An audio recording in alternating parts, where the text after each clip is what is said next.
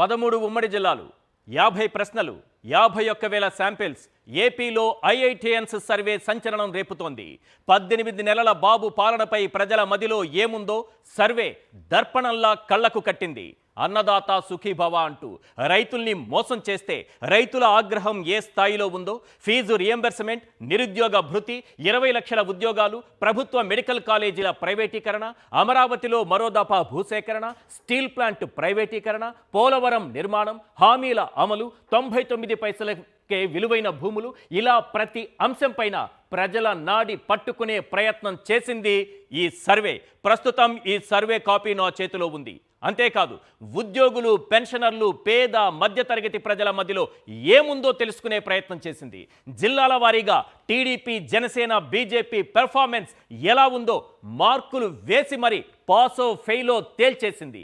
ఎన్నో హామీలు ఇచ్చి, ఎన్నో ఆశలు కల్పించి, మరెన్నో అబద్ధాలు చెప్పి అధికారంలోకి వచ్చిన కూటమి ఈ 18 నెలల్లో ప్రజల మనసు గెలిచిందా? తీవ్ర వ్యతిరేకతను మూటగట్టుకుందా? ఎంతమంది ఎమ్మెల్యేల పనితీరు బాగుంది? ఎంతమంది ప్రజా వ్యతిరేకతను ఎదుర్కొంటున్నారు? ప్రజా వ్యతిరేకత ఉన్న ఎమ్మెల్యేల సంఖ్య సెంచరీ కొట్టిందా? మళ్ళీ చెబుతున్నా, ప్రజా వ్యతిరేకత ఉన్న ఎమ్మెల్యేల సంఖ్య సెంచరీ కొట్టిందా? అసలు ఈ సర్వేలో ఏముంది? 34 పేజీల సర్వేలో అసలు సిసలైన పేజీలోకి ఇప్పుడు మనం వెళ్ళబోతున్నాం. 22వ పేజీలో సర్వే ఫలితాలు బోల్డ్ లెటర్స్తో మనకు కనిపిస్తున్నాయి. మొత్తం 175 నియోజకవర్గాలు, అందులో కూటమి చేతిలో ఉన్నవి 164 సీట్లు. ఈ 164 మంది ఎమ్మెల్యేల్లో వచ్చే ఎన్నికల్లో గెలుపు ఛాన్స్ లేని వాళ్ళు, ఖచ్చితంగా ఓడిపోయే వాళ్ళ నంబర్ ఎంతో తెలుసా? తీవ్ర వ్యతిరేకత ఎదుర్కొంటున్న ఎమ్మెల్యేల సంఖ్య ఎంతో తెలుసా? ఐఐటిఎన్స్ సర్వే ఏం చెబుతోంది? కూటమికి రెడ్ సిగ్నల్ ఇచ్చేసిందా? 18 నెలల్లోనే కూటమి ప్రభుత్వం అసలు కథేంటో తేలిపోయిందా?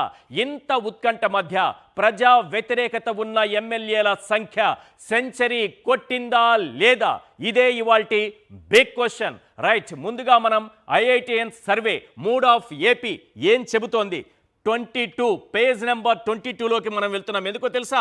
ఇక్కడే ఉంది ఎమ్మెల్యేల సంఖ్య ఎంతమంది ఈరోజు రెడ్ జోన్లో ఉన్నారు. 35 మార్కుల కంటే తక్కువతో ఉన్నటువంటి ఎమ్మెల్యేల సంఖ్య ఎంత? పాస్ కాలేనటువంటి ఎమ్మెల్యేల సంఖ్య ఎంత? తీవ్ర ప్రజా వ్యతిరేకత ఎదుర్కొంటున్నటువంటి ఎమ్మెల్యేల సంఖ్య ఎంత? ఈరోజు కూటమి ప్రభుత్వం వచ్చినటువంటి 18 నెలల కాలంలోనే ఇంతటి తీవ్రత వ్యతిరేకత ఉందా అని మీరు ఆశ్చర్యపోయేంతలా ఈరోజు ఆ నెంబర్ మనకు కనిపిస్తోంది. ఇది ఐఐటిఎన్స్ సర్వే. ఇది ఎవరో చేసింది కాదు, ఐఐటిఎన్స్ చేసినటువంటి సర్వే. దీనికి సాక్షి టీవీకి ఎలాంటి సంబంధము లేదు. థర్డ్ పార్టీగా వాళ్ళు చేసుకున్నటువంటి సర్వే. ఆ సర్వే ఫలితాలను ఈరోజు మీ ముందు ఉంచుతున్నాను. ఇందులో ప్రధానంగా ఈ సర్వే చేస్తున్న సమయంలో 50కి పైగా ప్రశ్నలను ప్రజల ముందు ఉంచి వాళ్ళ అభిప్రాయాలను తెలుసుకుని ఆ తరువాత ఫలితాలను వెల్లడించడం జరిగింది. ఈ ఐఐటిఎన్స్ సర్వే ఫలితాలు ఆ రకంగా ఉన్నాయి. క్వశ్చన్స్ ఏమడిగారు, ఎలాంటి ప్రశ్నలు ప్రజల ముందు ఉంచారు, ఇవన్నీ చూసే ముందు అసలు ప్రజా వ్యతిరేకత ఎదుర్కొంటున్నటువంటి ఎమ్మెల్యేల సంఖ్య సెంచరీ కొట్టిందా లేదా? నేను మొదటి నుంచి చెబుతున్నా, ఇదే ఇవాల్టి బిగ్ క్వశ్చన్. ఒకసారి స్క్రీన్ పైన చూద్దాం. ఎస్, 13 ఉమ్మడి జిల్లాలకు సంబంధించి క్లియర్ కట్గా మనకు స్క్రీన్ పైన కనిపిస్తోంది. Mood of Andhra Pradesh as on 10/12/2025 10వ తారీఖు వరకు చేసినటువంటి సర్వేకు సంబంధించినటువంటి ఫలితాలు మొత్తం అనలైజ్ చేసి మన చేతికి ఇవాళ అందింది. District wise, party wise, assembly constituencies which are under red zone as on 10/12/2025. Red జోన్లో ఏ జిల్లాల్లో ఎంతమంది ఎమ్మెల్యేలు ఉన్నారన్నది క్లియర్గా ఇక్కడ మనకు కనిపిస్తోంది. శ్రీకాకుళం మొత్తం 10 స్థానాలు ఉంటే ఇక్కడ 4 టీడీపీ, 1 జేఎస్పీ, 1 బీజేపీ. విజయనగరం 9 స్థానాలు ఉంటే 5 టీడీపీ, 1 జేఎస్పీ, 0 బీజేపీ కనిపిస్తోంది. ఇలా ఓవరాల్గా మనం చూస్తే మొత్తం 13 ఉమ్మడి జిల్లాలకు సంబంధించి 73 మంది టీడీపీ ఎమ్మెల్యేలు రెడ్ జోన్లో ఉన్నారు. 12 మంది జనసేన ఎమ్మెల్యేలు రెడ్ జోన్లో ఉన్నారు. 7 బీజేపీ ఎమ్మెల్యేలు రెడ్ జోన్లో ఉన్నారు. 73 మంది, 12 మంది, 7 మొత్తం 92 మంది ఎమ్మెల్యేలు రెడ్ జోన్లోకి వెళ్ళిపోయారు. అంటే ఒక్కసారి నేను క్లియర్గా మీకు వినిపించే ప్రయత్నం చేస్తాను. వీళ్ళు 33%, అందులో క్లియర్గా రాసిన అంశం ఏంటంటే 33% కంటే తక్కువ మార్కులు. లేదా మీకు అర్థం కావాలంటే చాలా క్లియర్గా వాళ్ళు ఇచ్చింది ఒకసారి స్క్రీన్ పైన చూద్దాం. ఇందులో ఏం రాశారంటే district wise number of assembly constituencies in which the performance index of MLAs are less than or equal to 33%. 33% కంటే లేదా మనం సులభంగా అర్థమయ్యే భాషలో చెప్పుకోవాలంటే 33 మార్కుల కంటే తక్కువ వచ్చినటువంటి ఎమ్మెల్యేల సంఖ్యను మనం ఇప్పుడు చూస్తున్నాం. రైట్, ఒకసారి మనం ప్రాంతాల వారీగా చూసే ప్రయత్నం చేద్దాం. ఇది ఉత్తరాంధ్ర, కోస్తాంధ్ర, రాయలసీమగా మనం చూద్దాము. చాలా సులభంగా మీకు అర్థమవుతుంది. ఈ స్క్రీన్ పైన ఉన్నటువంటి ఈ నెంబర్స్ని 3 ప్రాంతాలుగా విభజించే ప్రయత్నం చేశాం. ఒకసారి స్క్రీన్ పైన అది ప్లే చేయండి. ఎస్, రెడ్ జోన్లో ఉన్నటువంటి ఎమ్మెల్యేల సంఖ్య. రైట్, 3 ఆఫ్ ఆంధ్రప్రదేశ్ బై ఐఐటిఎన్స్ గ్రూప్, విజయనగరం, శ్రీకాకుళం, విశాఖపట్నం. ఉత్తరాంధ్రకు సంబంధించి మొత్తం 34 స్థానాలున్నాయి. ఇందులో టీడీపీకి సంబంధించి 12 మంది రెడ్ జోన్లో ఉన్నారు, జనసేనకు సంబంధించి 4 రెడ్ జోన్లో ఉన్నారు, బీజేపీకి సంబంధించి 1 రెడ్ జోన్లో ఉన్నారు. మొత్తం 15 మంది రెడ్ జోన్లో మనకు కనిపిస్తున్నారు. Yes, next. ఎస్, కోస్తాంధ్రకు వచ్చేటప్పటికి మొత్తం 89 స్థానాలకు గాను టీడీపీ 35 మంది రెడ్ జోన్లో ఉన్నారు, జనసేనకు సంబంధించి 7 రెడ్ జోన్లో ఉన్నారు, బీజేపీకి సంబంధించి 2 రెడ్ జోన్లో ఉన్నారు. నెక్స్ట్, రాయలసీమ, కర్నూలు, కడప, చిత్తూరు, అనంతపురం. ఈ 4 జిల్లాలకు సంబంధించి రాయలసీమ రీజియన్ ఒక్కసారి మనం చూస్తే 52 స్థానాలకు గాను ఇక్కడ 26 స్థానాల్లో టీడీపీ నాయకులు రెడ్ జోన్లో ఉన్నారు, జనసేనకు సంబంధించి 1 రెడ్ జోన్లో ఉన్నారు, బీజేపీకి సంబంధించి 4 రెడ్ జోన్లో ఉన్నారు. ఓవరాల్గా ఒకసారి చూద్దాం రెడ్ జోన్లో ఉన్నటువంటి ఎమ్మెల్యేల సంఖ్య. ఆంధ్రప్రదేశ్లో 175 స్థానాల్లో 64 స్థానాలలో విజయం సాధించింది కూటమి. ఈ 164 స్థానాలకు సంబంధించి మొత్తం 92 స్థానాల్లో మనకు రెడ్ జోన్లో కనిపిస్తున్నారు. 73 మంది టీడీపీ ఎమ్మెల్యేలు రెడ్ జోన్లో ఉన్నారు. వీళ్ళు ఎట్టి పరిస్థితుల్లో వచ్చే ఎన్నికల్లో గెలిచే అవకాశం లేనంతగా ప్రజా వ్యతిరేకత ఎదుర్కొంటున్నారు ఇప్పటికీ, ఈ క్షణానికే, యాజ్ ఆఫ్ 10/12/2025. వీళ్ళ పరిస్థితి చూస్తే ఎట్టి పరిస్థితుల్లోనూ వీళ్ళకి పాస్ మార్కులు కాదు కదా, దరిదాపుల్లో కూడా వీళ్ళు లేరు. 33% కంటే దిగువన కనిపిస్తున్న వారి సంఖ్య ఇది. వీళ్ళెవ్వరూ కూడా వచ్చే ఎన్నికల్లో గెలిచే అవకాశం లేదన్నంతగా ప్రజా వ్యతిరేకత ఎదుర్కొంటున్నటువంటి ఎమ్మెల్యేల సంఖ్యను మనం చూస్తున్నాం. ఎస్, రెడ్ జోన్కి సంబంధించి చాలా క్లియర్గా చూసాం. ఒకసారి ఓవరాల్ రెడ్ జోన్ స్క్రీన్ పైన ప్లే చేయండి. రైట్, మొత్తం 92 మంది ఎమ్మెల్యేలు. శ్రీకాకుళంలో 6, విజయనగరం 6, విశాఖపట్నం 5, ఈస్ట్ గోదావరి 10, వెస్ట్ గోదావరి 7, కృష్ణా 7, గుంటూరు 10, ప్రకాశం 5, నెల్లూరు 5, కడప 6, కర్నూలు 8, అనంతపురం 9, చిత్తూరు 8. మొత్తం 92 మంది రెడ్ జోన్లో ఉన్నటువంటి ఎమ్మెల్యేల సంఖ్య కనిపిస్తోంది. అంటే టూ ఎర్లీ కావచ్చు, ఏదైనా కావచ్చు, కానీ ఇప్పటికిప్పుడు ఎన్నికలు జరిగితే 92 మంది అవుట్. కూటమి ఎమ్మెల్యేలు ఇప్పటికిప్పుడు ఎన్నికలు జరిగితే 92 మంది అవుట్. మరి మిగిలిన వారి పరిస్థితి ఏంటి? ఒకసారి అది కూడా స్క్రీన్ పైన చూద్దాం. వీళ్ళు ఆరెంజ్ జోన్లో ఉన్నారు.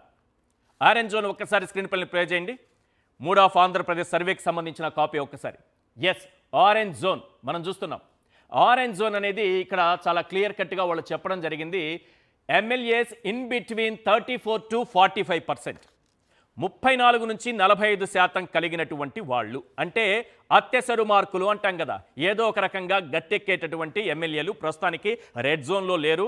పాస్ అయ్యేటటువంటి అవకాశం ఉన్నవాళ్ళు వీళ్ళు ఎంతమంది ఇక మిగిలినటువంటి 3.5 ఏళ్ళు పెర్ఫామ్ చేస్తారనేది చాలా ఇంపార్టెంట్. ఇందులో ప్రధానంగా మనకు కనిపిస్తోంది 36 మంది టీడీపీ ఎమ్మెల్యేలు ఆరెంజ్ జోన్లో ఉన్నారు, 5 జనసేన ఎమ్మెల్యేలు ఆరెంజ్ జోన్లో మనకు కనిపిస్తున్నారు, 41 మంది ఆరెంజ్ జోన్లో ఉన్నారు. కొంచెం అటు ఇటు ఏమాత్రం తారుమారైనా టప్ ఎగిరిపోయేటటువంటి ప్రమాదం ఉంటుంది. మరి ఈ 36 ఒక 5 41 మందిలో కనీసం 20 మంది కిందికి పడిపోయే ప్రమాదం కనిపిస్తోంది. ఈ 33 నుంచి వీళ్ళు ఎంత తీసుకున్నారు? 34%, 34 నుంచి 45 మధ్య. సో 34 దగ్గర ఉన్నటువంటి ఎమ్మెల్యేలు 45 మధ్యలో ఉన్నటువంటి ఎమ్మెల్యేల సంఖ్య 41 ఉంటే ఈ 41లో ఈ 3.5 ఏళ్ల వీళ్ళ పెర్ఫార్మెన్స్ చూసిన తర్వాత ఇప్పటికే తీవ్ర వ్యతిరేకత 92 మందిలో కనిపిస్తోంది కాబట్టి ఇందులో సగానికి సగం పడిపోయినా 20 మందికి పైగా మళ్ళీ రెడ్ జోన్లోకి వెళ్ళిపోయే ప్రమాదం కనిపిస్తోంది. అంటే దాదాపు 110 మంది ఎమ్మెల్యేల పైన ఈరోజు ప్రజా వ్యతిరేకత కొట్టొచ్చినట్లు కనిపిస్తున్నట్లే లెక్క. పూర్తిగా ఆరెంజ్ జోన్లో ఉన్న వాళ్ళందరూ సక్సెస్ అయినట్టు కాదు. ఎందుకంటే ఇవాల్టికి ఈ తేదీకి 10వ తారీఖు నాటికి డిసెంబర్ 10 నాటికి ఉన్నటువంటి సర్వే ఫలితాలు కాబట్టి ఒకసారి రీజన్ వైజ్ చూద్దాం. ఆరెంజ్ జోన్లో ఏ రీజన్లో ఎంతమంది ఉన్నారు? ఎస్, ఉత్తరాంధ్ర మొత్తం 34 స్థానాలకు సంబంధించి విజయనగరం, శ్రీకాకుళం, విశాఖపట్నంలో కాస్త కూస్తో పెర్ఫార్మెన్స్ బాగున్నటువంటి ఎమ్మెల్యేల సంఖ్య టీడీపీకి సంబంధించి కేవలం 6. ఇక జనసేనకు సంబంధించి కేవలం 2. నెక్స్ట్ కోస్తాంధ్ర ఒకసారి చూపించండి sir. Kostandhra west Godavari, Krishna, Guntur, east Godavari, Prakasam, Nellore, దక్షిణ కోస్తాకు సంబంధించి కూడా ఇవి కూడా చూద్దాం. ఓవరాల్గా ఇక్కడ 89 స్థానాలు ఉంటే టీడీపీ 21 స్థానాల్లో కాస్త మెరుగైనటువంటి ఎమ్మెల్యేలు, కాస్త మెరుగైనటువంటి ఫలితాలు సాధించారు. జనసేన కేవలం 3 మాత్రమే కనిపిస్తున్నారు. నెక్స్ట్ రాయలసీమ. రాయలసీమకు సంబంధించి కర్నూలు, కడప, చిత్తూరు, అనంతపురం, రాయలసీమ 52 స్థానాలుంటే టీడీపీ కేవలం 9 అంటే 9 మంది ఎమ్మెల్యేలు మాత్రమే కాస్తో కూస్తో పెర్ఫార్మెన్స్ అటు ఇటుగా ఉన్నవాళ్ళు కనిపిస్తున్నారు. ఎస్, ఓవరాల్ ఒకసారి చూద్దాం. ఆరెంజ్ జోన్లో ఉన్నటువంటి టోటల్గా ఉన్నటువంటి ఎమ్మెల్యేల సంఖ్య మనం చూస్తున్నాం. టీడీపీకి సంబంధించి 36 మంది, జనసేనకు సంబంధించి 5 ఎమ్మెల్యేలు కనిపిస్తున్నారు మనకి. రైట్, ఇప్పుడు మనం అసలు సిసలైన గ్రీన్ జోన్లోకి వెళుతున్నాం. గ్రీన్ జోన్లోకి వెళుతున్నాం. ఒకసారి పక్కకి రండి. గ్రీన్ జోన్లోకి వెళుతున్నాం. ఎస్, గ్రీన్ జోన్కి సంబంధించి ఆ కాపీ ఒకసారి సర్వే ఫలితం ఏం చెప్తోందో చూపించండి. రైట్, గ్రీన్ జోన్లో ఉన్నటువంటి ఎమ్మెల్యేలు, గ్రీన్ జోన్లో ఉన్న ఎమ్మెల్యేల సంఖ్య ఏంటి? వీళ్ళ పెర్ఫార్మెన్స్ బాగుంది అని. వీళ్ళ మార్కులు చూద్దాం ఒకసారి. 46 కంటే ఎక్కువ శాతం మార్కులు. వీళ్ళు తప్పనిసరిగా పాస్ అయ్యేవాళ్ళు, తప్పనిసరిగా గెలిచే అవకాశం ఉన్నవాళ్ళు. ఇప్పటికిప్పుడు ఎన్నికలు జరిగితే గెలిచే అవకాశం ఉన్న, ఖచ్చితంగా గెలిచే అవకాశం ఉన్న వాళ్ళు ఏ పార్టీకి ఎంతమంది ఉన్నారు? ఏ పార్టీకి ఎంతమంది ఉన్నారో ఒకసారి చూడండి సార్. క్లియర్గా స్క్రీన్ పైన మనకు కనిపిస్తుంది. అలాగే ఉంచండి అది. ఎస్, క్లియర్, అలాగే ఉంచండి ఒకసారి. టీడీపీ 27 మంది మాత్రమే విజయం సాధిస్తారు. వీళ్ళ దగ్గర ఉన్నటువంటి ఎమ్మెల్యేల్లో కేవలం 135లో 27 మంది మాత్రమే విజయం సాధించే అవకాశం ఉంది. 21 మంది జనసేనకు సంబంధించి ఎమ్మెల్యేల్లో కేవలం 2 మాత్రమే విజయం సాధించే అవకాశం ఉంది. ఇప్పటికిప్పుడు ఎన్నికలు జరిగితే ఆ 2లో పార్టీ అధ్యక్షులు ఉంటారా, ఉండరా, ఇలాంటి ప్రశ్నలు అందులో లేవు కాబట్టి నేను ఇప్పుడు చెప్పలేను. నెక్స్ట్ బీజేపీకి సంబంధించి 8 మంది ఉంటే కేవలం 2 మాత్రమే విజయం సాధించే అవకాశం కనిపిస్తోంది. ఇక వైఎస్ఆర్సీపీకి 11 మంది ఎమ్మెల్యేలు ఉన్నారు సార్. మొత్తం 11 మంది ఎమ్మెల్యేలు ఉంటే 11 మంది కూడా పెర్ఫార్మెన్స్ బాగుంది, వాళ్ళందరూ విజయం సాధించే అవకాశం ఉందని చాలా క్లియర్గా మనకు ఈ సర్వేను బట్టి అర్థమవుతోంది. ఓవరాల్గా చూస్తే ఈ 92 రెడ్ జోన్లో ఉన్నటువంటి 92 మంది ప్లస్ ఆరెంజ్ జోన్లో ఉన్నటువంటి 41 మంది, ఈ 41 మందిలో 20 మందిని ఇలా తీసేసిన 110 నుంచి 115 స్థానాల్లో ఇప్పటికిప్పుడు ఎన్నికలు జరిగితే టీడీపీ అభ్యర్థులు ఓడిపోయేంతలా ప్రజా వ్యతిరేకత మూటగట్టుకున్నారనేది చాలా క్లియర్గా కనిపిస్తోంది. నేను చెప్పాను ఆల్రెడీ, చాలా ఇంపార్టెంట్ క్వశ్చన్స్ ప్రజల ముందు ఉంచారు. 50కి పైగా ప్రశ్నలు, మొత్తం కాపీ ఉంది కానీ 50 ప్రశ్నల్ని మనం ఒక్కసారిగా ఇప్పటికిప్పుడు ఏ ప్రశ్నలు సంధించారు, దానికి ప్రజాస్పందన ఏ రకంగా ఉంది, ప్రజలు ఎలాంటి సమాధానం ఇచ్చారు అన్నది ఇందులో క్లియర్గా ఉంది. కానీ కొన్ని ప్రధానమైనటువంటి ప్రశ్నలు ఈరోజు ప్రజల్లో ప్రధానంగా చర్చ జరుగుతున్నటువంటి అంశాలు, ప్రశ్నలు అన్న కంటే కొన్ని అంశాలను మాత్రమే నేను తీసుకున్నాను. అందులో 12 ప్రధానమైన అంశాలు, ఇందులో ఉన్నటువంటి 50కి పైగా క్వశ్చన్స్లో 12 క్వశ్చన్లు మాత్రమే ప్రధానంగా తీసుకున్నా. అందులో ఇప్పుడు మనం ఒక్కసారి ఒక 6 ప్రశ్నలకు మాత్రం ఏ రకంగా ప్రజాస్పందన ఉంది, వాళ్ళు ఏ రకంగా స్పందించారనేది చూద్దాం. కేవలం 6, మిగిలిన 6 7 గంటలకి మనం కంటిన్యూ చేస్తున్న సందర్భంలో మిగిలిన 6 ప్రశ్నలు కూడా మీ ముందు ఉంచుతాను.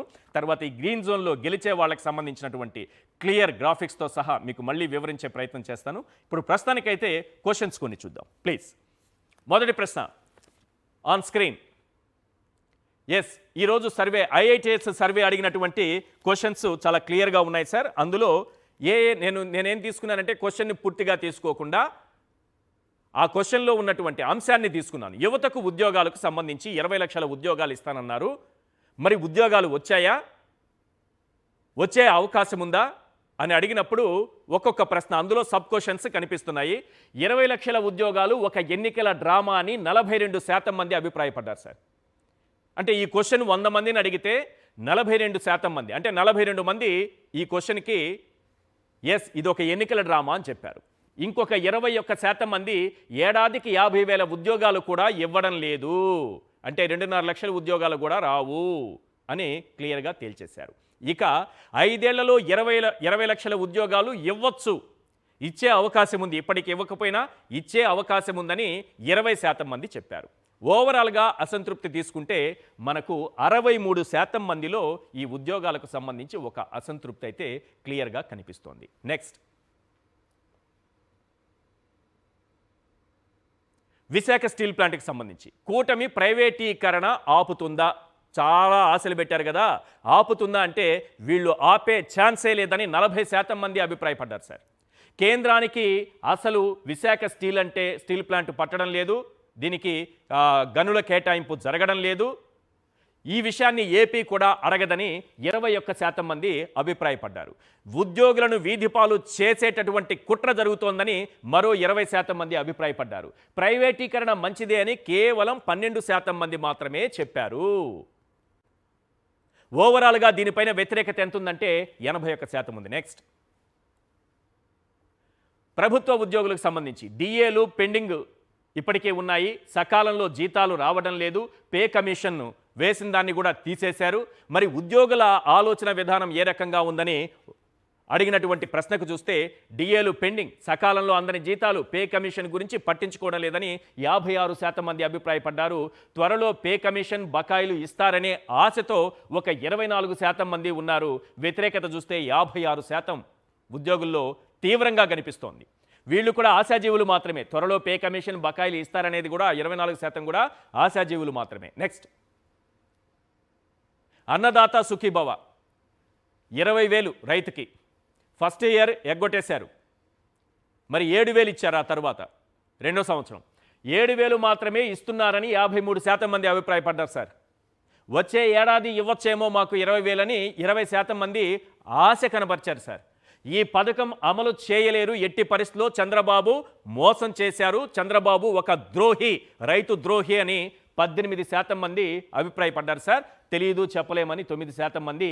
ఓవరాల్గా రైతుల్లో అన్నదాత సుఖీభవ అనే ఒక్క పథకం విషయంలోనే 91% వ్యతిరేకత కనిపిస్తోంది రైతుల్లో అన్నదాత సుఖీభవకు సంబంధించి. నెక్స్ట్, ఉచిత పంటల బీమా ఏ రకంగా ఎగ్గొట్టారో తెలుసు. ప్రభుత్వం గడుతుందని పాపం రైతులు ఆశించి వాళ్ళు బీమా చేయించుకోలేదు, చంద్రబాబు నాయుడు గారు ఎగ్గొట్టేశారు. ఇవ్వట్లేదని 52% మంది అభిప్రాయపడ్డారు. కొంతమందికే వచ్చిందని 10% మంది అభిప్రాయపడ్డారు. తెలీదు అసలు ఏం చెప్పలేమని 12% మంది అభిప్రాయపడ్డారు. ఇంకా అందులో సబ్ క్వశ్చన్స్ ఉంటాయి కాబట్టి మీకు 100% అక్కడ కనిపించకపోవచ్చు. సో ఓవరాల్గా ఇవ్వడం లేదని కొంత చెప్పిన వాళ్ళు 52%, కొంతమందికి అని 10%, తెలీదు చెప్పలేమని 12%, ఓవరాల్గా వ్యతిరేకత చూస్తే 74% ఉచిత పంటల బీమాకు సంబంధించి కనిపిస్తుంది సార్. నెక్స్ట్, పీపీపీకి ప్రభుత్వ మెడికల్ కాలేజీలు చాలా ప్రధానమైన అంశం. 1 కోటి సంతకాల సేకరణ చేపడితే 1,30,00,000 సంతకాలు చేరుకున్నాయని ఇప్పటి వరకు మన దగ్గర ఉన్నటువంటి సమాచారం. రైట్, ప్రైవేటు పరం చేయటం మంచిది కాదు 42%.